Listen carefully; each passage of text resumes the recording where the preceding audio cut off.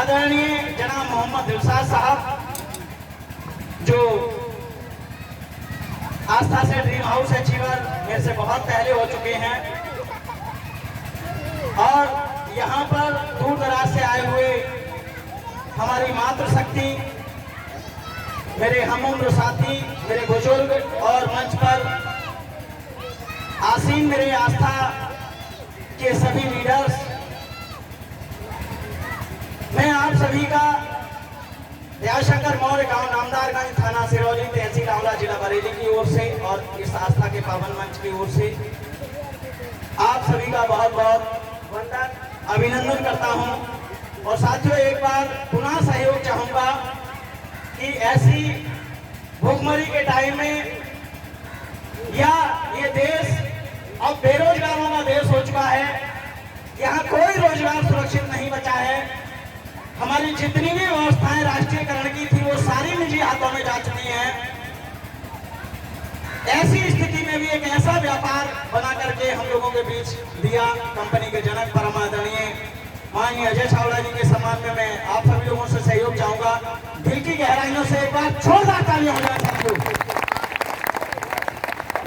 दूसरा सहयोग मैं आप सभी लोगों से चाहता हूं, यहां आने का भी कोई कारण है आपके।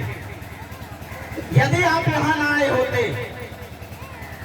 यदि आप सभी लोग यहां ना आए होते, तब भी तो कुछ ना कुछ कर रहे होते, या नहीं? यदि आप यहां ना आए होते तो सबसे पहला काम या तो कोई आप अपना जरूरी काम निपटा रहे होते जहां से आपको पैसा आता है, चाहे वो खेती का हो सकता है, दुकान का हो सकता है, कोई नौकरी का हो सकता है, चाहे जो काम हो सकता है, या तो आप अपना वो काम निपटा रहे होते जहां से आपके परिवार के लिए पैसा आता है। और यदि आप अपना वो महत्वपूर्ण काम नहीं निपटा रहे होते तो आपके परिवार में जो छोटे छोटे बच्चे हैं, गर्मी का मौसम है, उनके पास बैठ करके आप पंखा चला रहे होते। तो मैं आप सभी लोगों से सहयोग चाहता हूं, एक बार दिल की गहराइयों से। बहन, आप क्या बात कर रही हैं? माइक पे आके बात करेंगी, बहुत अच्छा लगेगा। हेलो हेलो, मैं आपसे ही बात कर रहा हूं, यहाँ माइक पे आके बोलिए, बहुत अच्छी आवाज आएगी, सब लोग सुनेंगे।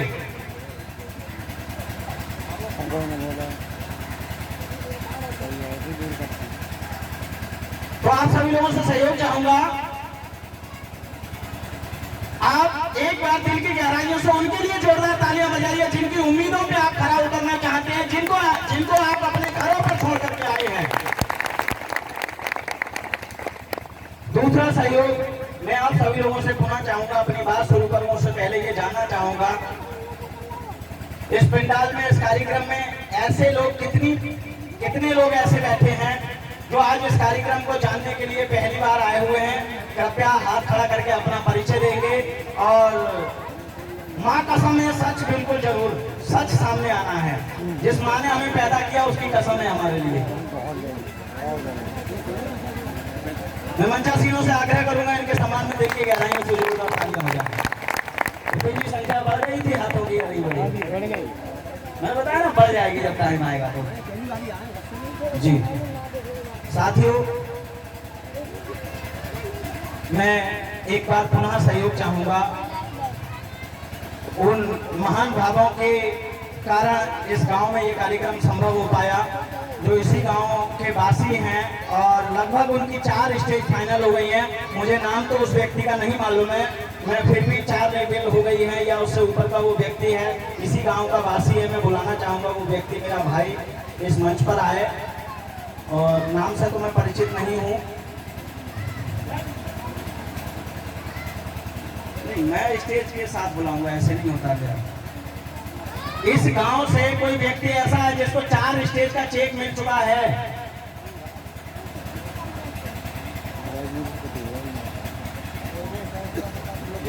योगेश कुमार,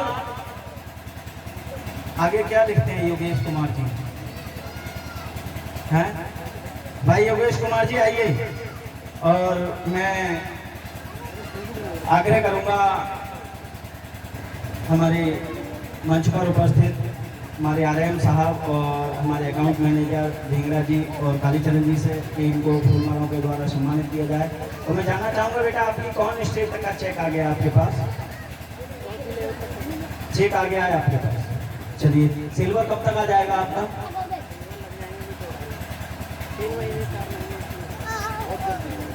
2, 2.5, 3, 4, ये तो एक कहानी है। पक्का देख लो है। अगर 3 महीने में हो गया और मुझे बुलाया तो एक नोटों का हार लेके आऊँगा। कितनी कीमत का होगा बता नहीं सकता। और अगर 3 महीने में सिल्वर नहीं होता है तो दोस्त 5,000 रुपये उस चेक में से कटवा लूँगा। सहमत है आप? जोरदार तालियां हो जाए भाई के लिए।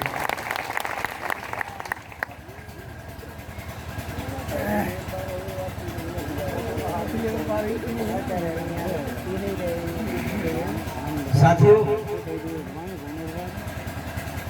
मैं देवशंकर मौर्य शायद सुबह से यहाँ पर ये बात बार बार आपके सामने पेश की जा रही है। जो व्यापार, जो अवसर, जो मौका आज आपके जीवन में आया है इस मंच के माध्यम से, या जो व्यक्ति भी आज यहाँ पर बुला करके आपको लाया है, सच तो ये है कि वो व्यक्ति आपका सबसे बड़ा हितैषी है।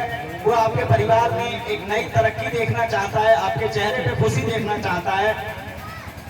तो मैं आप सभी लोगों से सहयोग चाहूंगा। एक बार उस व्यक्ति के लिए भी जोरदार तालियां बजाइए जो व्यक्ति आज आपको यहाँ इस कार्यक्रम में बुला करके लाया है। साथियों, जो अवसर, जो मौका आज आपके जीवन में आया है, यही अवसर, यही मौका आज से लगभग 10 वर्ष पहले मेरे जीवन में भी आया था। और जब ये मौका मेरे पास आया था उस समय मैं चंडीगढ़ में राजमिस्त्रीगिरी का काम करता था।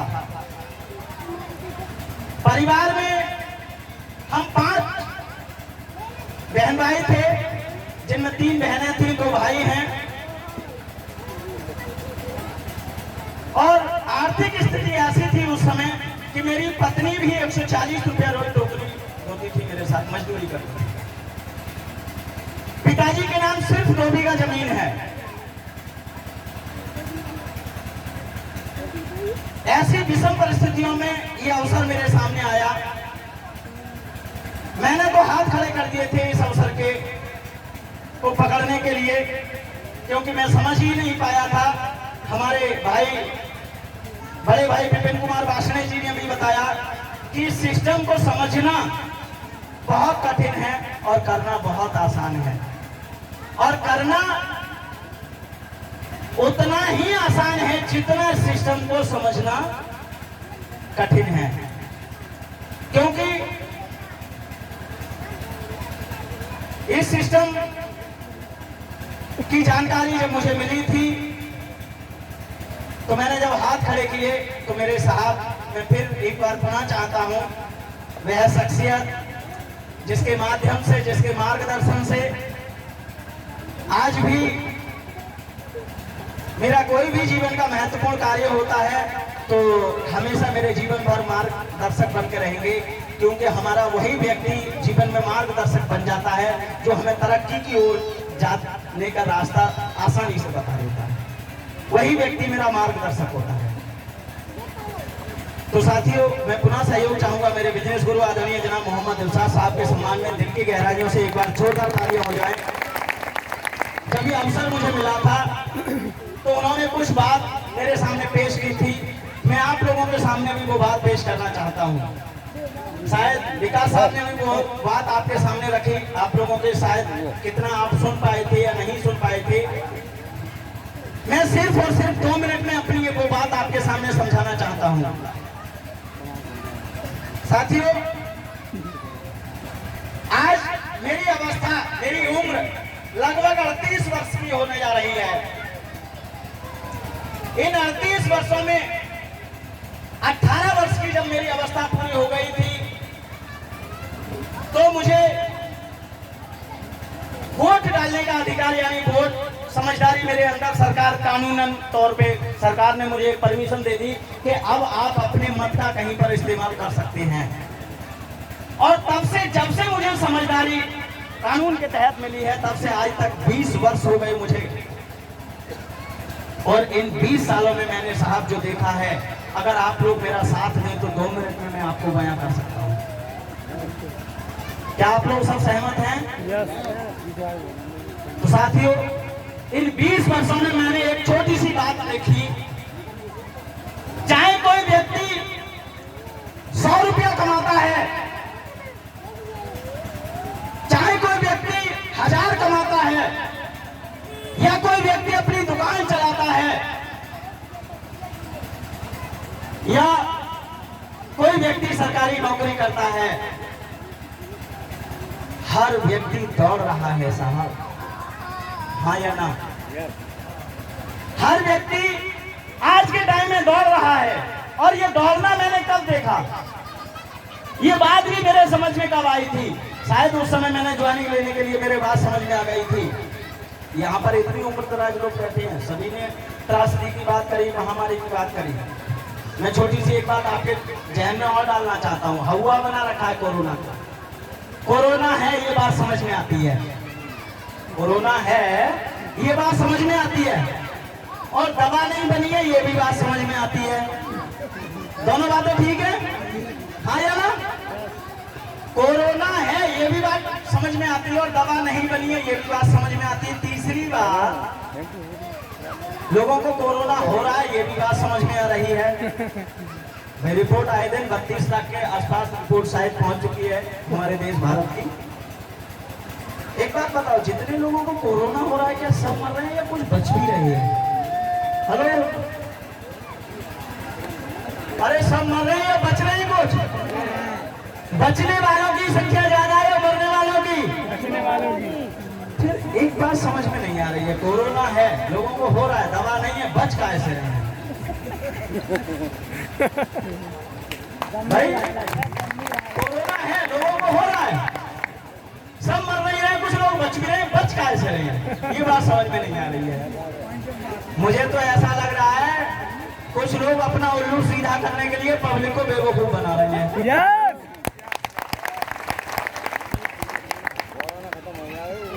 समझ में आ रहा है मेरी बात जी? उल्लू ही सीधा हो रहा है। हमारे शर्मा जी के लिए जोरदार तालियां हो जाए। तो साथियों, मेरी बात कोरोना से पहले कहाँ चल रही थी जी? हेलो भाई साहब, मेरी बात कहाँ चल रही थी कोरोना से पहले?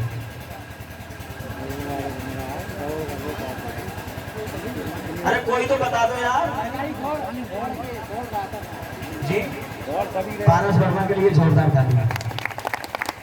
हर आदमी, मैंने ये बताया कि ये दौर मुझे देखने को कब मिला, कोरोना के चलते। अभी इस समय जहां मैं रहता हूं, जिस कस्बे में, मीरगंज में रहता हूं, वो नेशनल हाईवे से जुड़ा हुआ कस्बा है। लगभग यहाँ के सभी लोग जानते हैं मिलक मीरगंज के लिए। कितने लोग परिचित है उस कस्बे से? हाथ खड़ा करके परिचय देंगे। Very good. 4 लाइन से जुड़ा हुआ है, बहुत जल्दी 6 लाइन होने जा रहा है वो। वहां पर मैं एक राजमिस्त्री का काम करने वाला व्यक्ति, जब ये त्रासदी इन 20 सालों में या 38 सालों में, जो 20 साल में मैंने अनुभव किया, आपकी उम्र जो भी रही होगी, जैसा दौर अभी पीछे गुजर के गया है, क्या आपने इस दौर से पहले ऐसा दौर देखा? हेलो, किसी ने देखा हो? हाथ खड़ा करके बताएं। किसी ने नहीं देखा। इस दौर में मैंने एक बात और कभी देखी, ना जाने कितने लोग, क्योंकि डबल रेल की लाइन है वहां, 4 लाइन है वहां, ना जाने दिल्ली में काम करने वाले, जैसे विकास साहब ने बताया, कोरोना के दौरान ना जाने कितने लोग कहां मारे मारे घूम रहे थे। इस दौरान में वहां पर ना जाने कितने लोग पैदल जाते थे। मेरा सुबह काम कस्बा के नजदीक एक गांव पड़ता है, भाई कुलचा खुर्द, जिस गांव की बहुत सारी टीम यहाँ बैठी हुई है। कुछ लोग गोल्डन स्टार है, कुछ सिल्वर स्टार है, कुछ गोल्डन होने वाले हैं। वहां से मेरा दूध आता है। और एक कल की कहानी और बताऊंगा, कर्री वाली, अगर आप लोग समय देंगे तो मैं हर रोज कार से, वैसे मैं आपको ये बता दूं, इस आस्था में इतनी पावर है कि एक राजमिस्त्री गिरी का काम करने वाला व्यक्ति, जिसकी पत्नी मजदूरी करती थी, वो व्यक्ति अगर आज सुबह दूध लेने भी जाता है तो वो 4 व्हीलर से जाता है, और वो भी खर्चा, दूध लेने का जो सिस्टम है, मेरा आना जाना 10 किलोमीटर पड़ता है साहब, आप समझ लीजिए। हमारे मनीष जी हमसे पहले कहते थे कि जिसके पल्ले दाने उसके, कैसे कहते हैं सियारे पंजाबी में कहावत थी वो, हैं? उसके साथी मतलब सब समझदार होशियार, ऐसे कोई कहावत है वो पंजाबी में, मुझे इतना तो नहीं आता। खैर, तो मैंने ये देखा 4 व्हीलर तो जाना बंद हो गई थी क्योंकि लॉकडाउन हो चुका था, तो फिर मैं मोटरसाइकिल से जाता था चोर वाले रास्ते से। चोर वाले से मतलब जहाँ पुलिस मुझे ना देखे, और फिर वैसे दूर का लाना ले जाना तो खुला हुआ था, लेकिन फिर भी अंदर रहता था कि न जाने कोई मिल जाए, तो डर रहता था। तो मैं दूध लेने के लिए जब मैं गया तो ना जाने कितने लोग मैंने ऐसे देखे साहब, वो 5-5 साल के बच्चे, वो महिलाएं जिनके पेट में, किसी महिला के पेट में 5 महीने का गर्भ पल रहा है, ऐसे लोग जिनसे पैदल नहीं चला जा रहा है, वो नेशनल हाईवे पे पैदल चले जा रहे हैं, और उनसे पूछा जाता है भाई आप कहां से आए हो? तो कोई कहता है कि मैं दिल्ली से आ रहा हूं, कोई कहता है मैं पानीपत से चल पड़ा हूं। उनसे पूछा जाता है कि भाई तुम्हारे पास पैसे हैं? बोले साहब जब तक पैसे थे तब तक तो हमने वहीं लेकर के खाया, और जब हमारे पैसे खत्म हो गए तो हम घर के लिए भाग पड़े हैं। कितने दिन हो गए तुमको निकले हुए? कोई कहता है मैं 3 दिन से पैदल चल रहा हूं, कोई कहता है मैं 4 दिन से पैदल चल रहा हूं, कोई कहता है मैं 5 दिन से पैदल चल रहा हूं। साहब, इस आस्था ने वो जिंदा दिली मेरे अंदर पैदा की। उस रोड पे रहते हुए जिस तरह से मेरे से हो सका, उस लॉकडाउन में भी लोग अपनी आमदनी के लिए परेशान थे, लेकिन मुझे इस आस्था ने इस लायक बना दिया कि मैंने लोगों को 100 रुपए, 200 रुपए, 500 रुपए से भी मैंने लोगों को, रोड चलते हुए लोगों को मदद की थी, जिससे मेरा कोई वास्ता नहीं था। वो पावर है इस आस्था में। वो चलते चलते मैंने सिर्फ एक बार देखी, हर व्यक्ति दौड़ रहा है, और दौड़ क्यों रहा है? क्योंकि हर आदमी को चाहिए पैसा। हेलो, क्या चाहिए? और पैसा क्यों चाहिए? इसके पीछे भी कोई मकसद है। पैसा क्यों चाहिए? इसके पीछे भी मकसद है, और मकसद को दूसरी भाषा में सपना भी कहते हैं। मकसद को हर आदमी अपने अपने मकसद में लगाए, हाँ या ना? और मकसद का दूसरा नाम सपना है। अगर कोई व्यक्ति 1000 वाला दौड़ रहा है तो उसका अपना एक सोच है, उसका अपना एक मकसद है कि मेरे पास अच्छा खूबसूरत घर हो, मेरे पास अपना एक अच्छा खूबसूरत घर हो सकता है आपकी सोच ऐसी ना हो, लेकिन हमारा जो देश है भारत, ये विभिन्न धर्म, संप्रदाय, संस्कृति वाला देश है।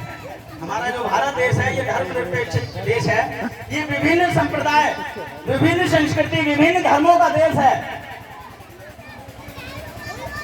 यहाँ पर आपके धर्म के अनुसार जब भी आपके परिवार में आपके कोई त्योहार आता है, कोई पर्व आता है, तो आपने अपनी मर्जी के अनुसार चाहे घर जितना अच्छा बना लिया हो, लेकिन जब भी कोई होली, दिवाली, रक्षाबंधन जब भी कोई आता है तो आपके घरों के छोटे छोटे बच्चे साहब अखबार को और अबड़ी को काट के घरों को सजाते हैं। हेलो भैया, क्या बात कर रहे हैं आप? यहाँ आके बात करेंगे, ज्यादा समझ में आएगी लोगों को। मैं अभी क्या बात बोल रहा था?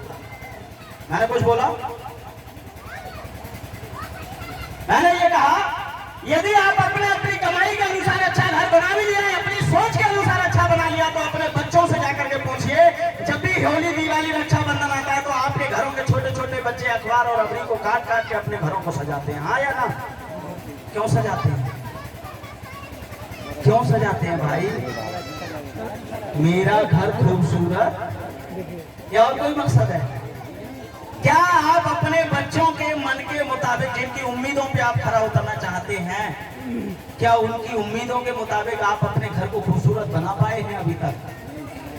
हेलो, यदि नहीं तो दूसरा, हर व्यक्ति का अपना एक सपना होता है। आज के टाइम में हर व्यक्ति ये समझ चुका है कि मेरे बच्चों की भी शिक्षा अच्छी हो जाए। कौन कौन अपने बच्चों को पढ़ाना चाहता है? कौन कौन भैंस के पीछे दौड़ाना चाहता है? जो पढ़ाने वाले पहले वो हाथ खड़ा करें। जो अपने बच्चों को पढ़ा लिखा के काबिल बनाना चाहते हैं। अभी कुछ लोगों के हाथ नहीं खड़े किए, कुछ कह रहे हैं मेरे शादी नहीं हुई तो बच्चे कहाँ से हो जाएंगे। कुछ लोग हाथ इसी चक्कर में खड़े नहीं कर रहे हैं,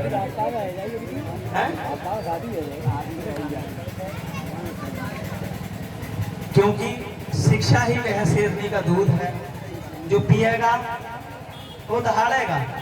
शिक्षा वह शेरनी का दूध है, जो पिएगा वो दहाड़ेगा, और जो नहीं पिएगा वो जानवरों की तरह,